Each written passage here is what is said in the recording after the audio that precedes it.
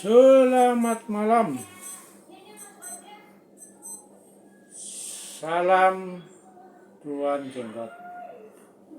Salam sehat, salam sukses. Anda tidak akan bisa sukses bila Anda tidak sehat. Anda hanya bisa sukses bila Anda sehat. Itu pentingnya kesehatan. Oleh karena itu, mari jaga kesehatan. Episode kali ini kita akan membahas ekonomi, ya, secara praktis dan ya sedikit ideologis, ya.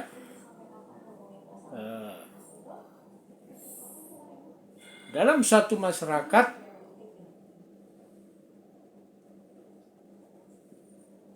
sebenarnya secara dasar masyarakat itu terbagi dua. Masyarakat yang menguasai alat-alat produksi dan masyarakat yang bekerja kepada pemegang alat-alat produksi. Alat-alat produksi bisa uang, bisa tanah, bisa alat mesin, ya, bisa juga pengaruh kekuasaan, ya, itu yang tidak secara langsung, alat produksi yang tidak langsung.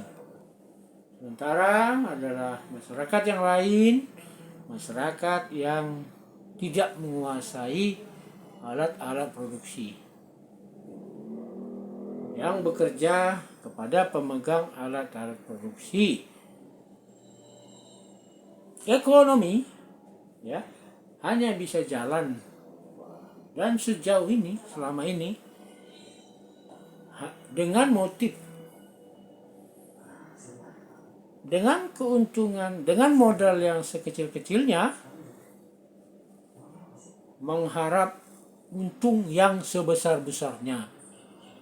Kelihatan ini sangat egois, sangat mementingkan diri sendiri. Tapi begitulah ekonomi, maka bekerja. Tanpa motif itu, perekonomian tidak akan bergerak. Ekonomi utamanya mengejar keuntungan. Motifnya, ya, setelah Anda dapat untung, Anda mau apakan itu kan urusan Anda, ya. Tapi dasarnya ekonomi bekerja pada tataran itu. Oleh karena itu, yang menguasai alat-alat produksi disebut kapitalis, ya, kapitalis. Yang tidak menguasai itu disebut, ya, bahasa lain proletar atau rakyat atau masyarakat pekerja. Di tengah-tengah itu ada juga masyarakat yang hidup dengan kemampuannya, ya, skill, keahlian, ya. Oleh karena itu, ya, setiap individu harus memenuhi kebutuhannya, baik sebagai pengusaha maupun pekerja, maupun orang yang bekerja berdasarkan keahliannya, ya, dokter,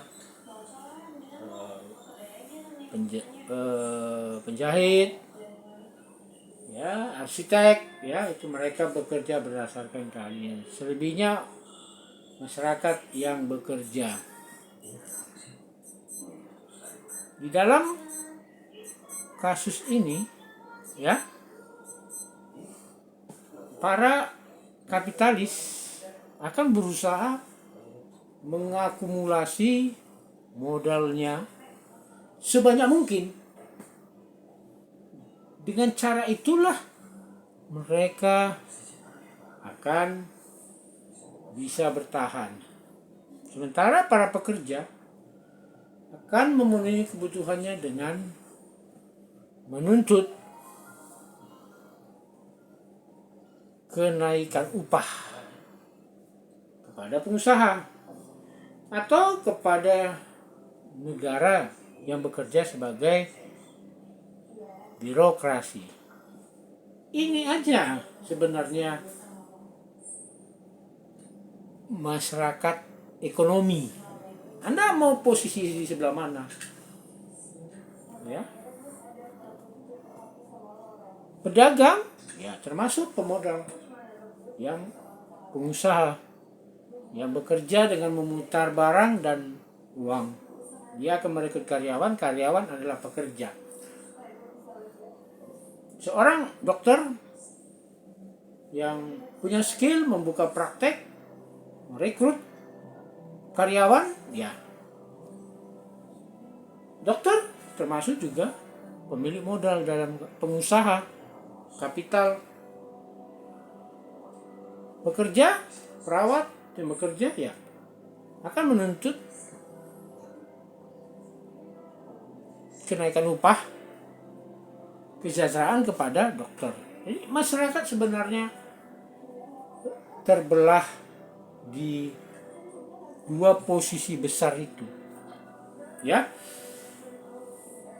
Oleh karena itu, pada masa revolusi industri, ya, di mana para pekerja semakin tertekan, buruh tani, nelayan yang bekerja pada pemilik kapal semakin tertekan, muncullah ideologi sosialisme,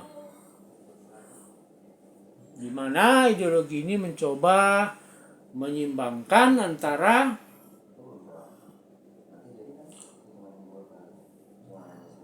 kapitalisme dengan pekerja atau rakyat biasa. Bagaimana caranya? Di situ ada peran negara. Mengambil sebagian dari pemilik modal, lalu memasukkannya ke dalam anggaran negara. Sebagian dana dari anggaran negara itu digunakan untuk kesejahteraan rakyat. Ya. Di beberapa negara seperti Skandinavia menganut paham sosialis kesejahteraan, di mana para rakyat akan dipajak sangat besar. Dananya digunakan untuk kesejahteraan bersama. Ya. Jadi ada lagi ideologi muncul ya, ideologi ekstrem kiri, ya, komunisme. Ini memang ingin menyeragamkan status sosial masyarakat menjadi hanya kelas pekerja atau proletar. Tidak ada masyarakat yang memiliki modal atau alat-alat produksi, ya. Ekonomi secara garis besar hanya itu. Pengusaha atau bisa dibilang juga pemilik tanah atau yang memiliki pengaruh, menggunakan pengaruhnya untuk berekonomi, ya, bisa pengaruh politik, pengaruh spiritual untuk memakmurkan diri atau kelompoknya. Itu udah. Nah, itulah hukum ekonomi. Selalu berusaha memenuhi kebutuhan. Sementara alat untuk pemenuhan kebutuhan terbatas. Jadi ada konflik di situ. Itu sudah terjadi beribu-ribu tahun. Ya, dari dahulu seperti itu ekonomi. Tidak ada yang lain. Walaupun ada ideologi yang ingin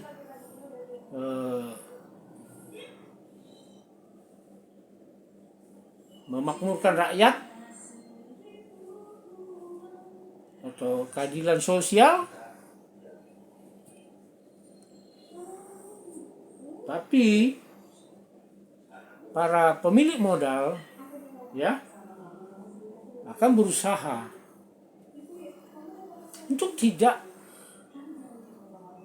dikenakan pajak dari negara dengan segala cara. Ya, mereka akan berusaha menghindari penghasilan mereka diambil negara dengan sebutan pajak. Jadi ini terus terjadi. Mereka yang para kapital itu akan membentuk sebuah oligarki, ya, di mana-mana itu ada oligarki ekonomi dan kekuasaan. Negara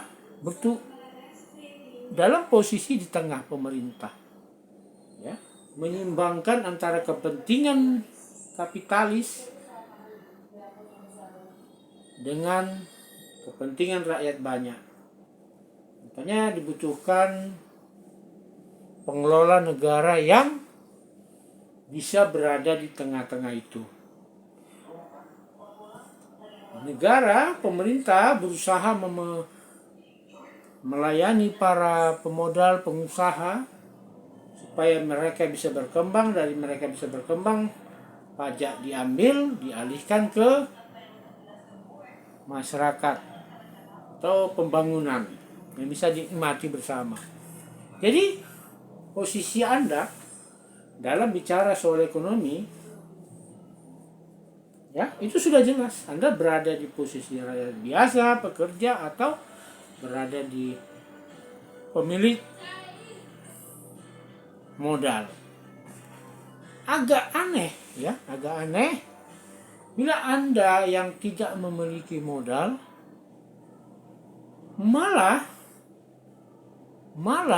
tidak menyenangi ideologi yang mementingkan diri saudara seperti sosialisme itu. Ya, Anda tidak pemilik modal, tapi Anda tidak suka dengan ideologi yang ingin mensejahterakan rakyat kecil. Ini sangat aneh, ya. Oke, Anda tidak suka dengan komunis, ya. Saya juga secara pribadi tidak begitu tidak suka dengan ideologi yang bersifat ekstrim, ya. Komunisme termasuk ideologi ekstrim kiri yang kalau mereka berkuasa memang seolah-olah ingin semua sama rata, tetapi itu tidak mungkin bisa diwujudkan.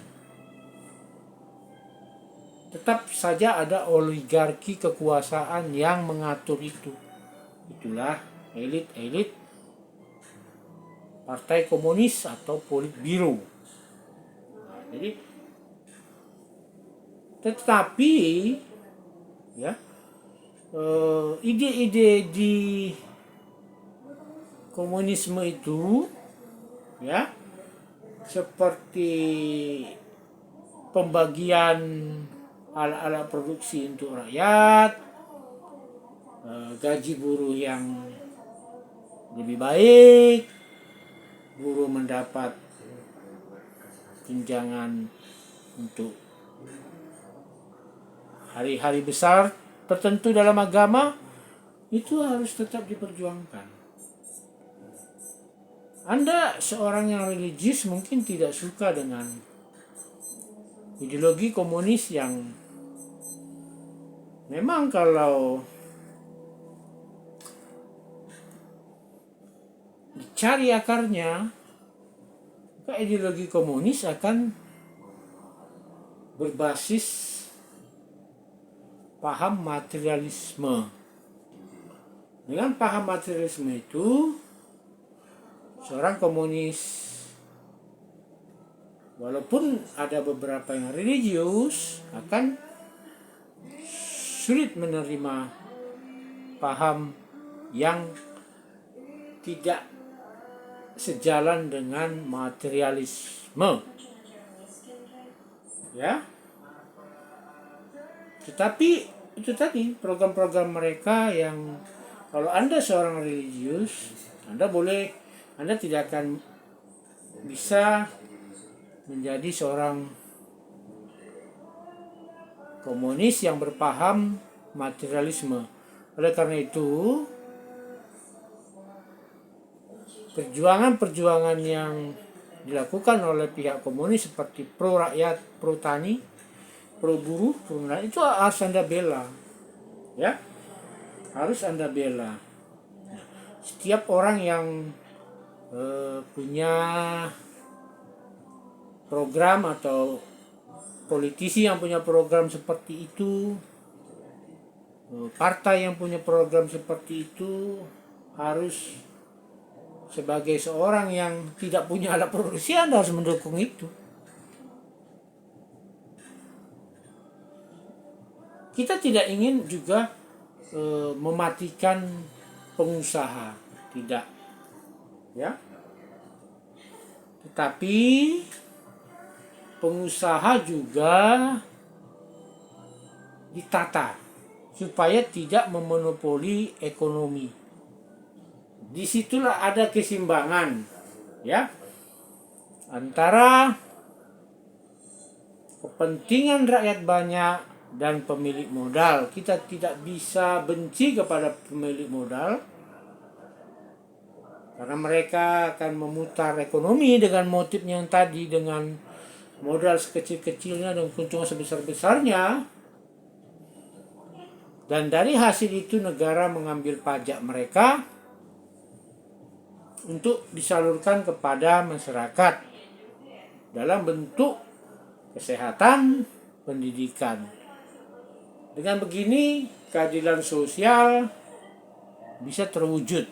Tapi kita tidak bisa sama secara kekayaan dengan orang lain, semua sama, itu tidak mungkin. Itu cita-cita komunis yang mustahil diwujudkan. Ya. Jadi saya harap teman-teman sudah paham posisinya di mana, ya. Ya, posisinya di mana. Dan jangan sampai ya, karena manipulasi elit-elit politik, ya, atau kepentingan-kepentingan tertentu, Anda membenci yang justru membela Anda. Ini tidak boleh. Inilah butuh kecerdasan. Saya sendiri tidak anti pemodal. Ideologi saya adalah gotong royong, ya. Itu sosialisme itu saya anggap sebagai gotong royong.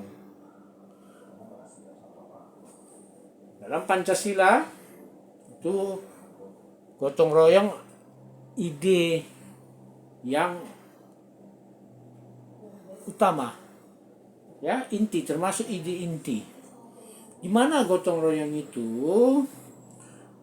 rakyat atau masyarakat yang gemar berusaha, yang suka berusaha, tidak dilarang untuk kaya,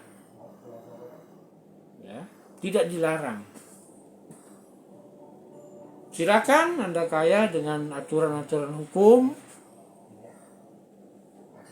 dan dari situ orang-orang kaya, pengusaha-pengusaha yang kaya bisa memberikan pajak kepada negara, memberikan lapangan kerja. Dengan demikian, dari pajak itu negara memberikan kesejahteraan bagi rakyat banyak. Kesejahteraan bagi rakyat banyak. Maka dibutuhkan birokrasi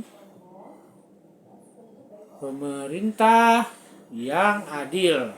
Adil bagi pengusaha, adil bagi rakyat banyak. Rakyat banyak harus menuntut haknya.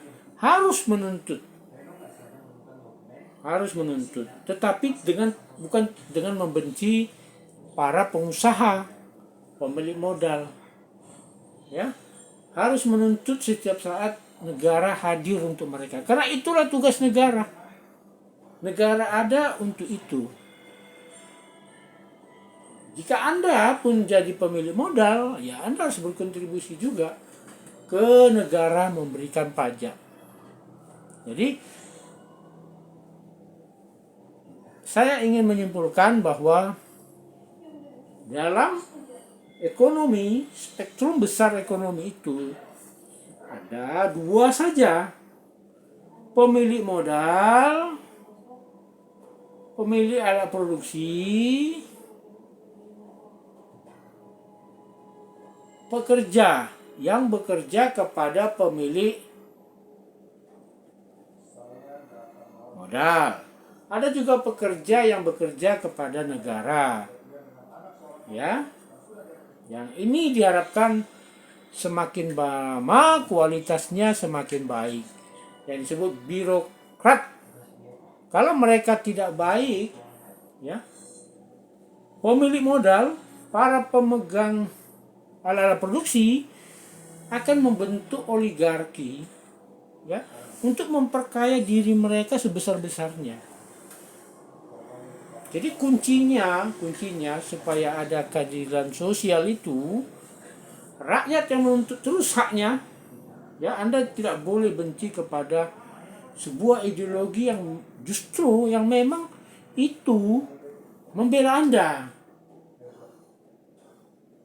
Rakyat harus menuntut terus haknya. Sementara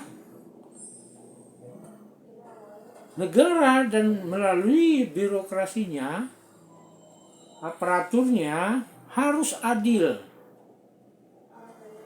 Memberikan pelayanan, memberikan insentif kepada pengusaha, kemudahan kepada pengusaha, baik proses izin maupun apa segalanya, supaya dengan begitu mereka tumbuh, ekonomi juga tumbuh, ada pajak yang dihasilkan, dan itu bisa dialihkan untuk rakyat banyak. Rakyat banyak jumlahnya lebih banyak. Bila pengusaha itu mungkin hanya 10% dari jumlah populasi, ya. Saya juga hitungan belum. 10 atau 15% itu sudah cukup tinggi dalam sebuah populasi. Ya. Sementara rakyat banyak itu sangat banyak. Ya. Jadi Anda terus harus menuntut haknya. Pilihlah partai yang memang memperjuangkan kepentingan rakyat banyak. Pilih orang-orang yang memang selama ini punya track record membela kepentingan rakyat banyak. Itu ditandai oleh dengan hidup mereka yang sederhana. Ya. Para politisi pembela rakyat banyak tidak akan, ya, memperkaya diri, hidup lebih, maksud saya hidup bermewah-mewah, sementara rakyat yang lain masih kesulitan. Sederhana saja. Orang-orang yang mau hidup sederhana. Demikian, mungkin ini belum memuaskan para pemirsa. Nanti kita akan bahas lagi. Saya butuh masukan dari teman-teman, ya. Bagaimana seharusnya ekonomi bisa dipahami oleh rakyat banyak. Sekian, dan terima kasih. Salam Tuan Jenggot. Salam sehat, salam sukses. Anda tidak akan bisa sukses kalau Anda tidak sehat. Terima kasih.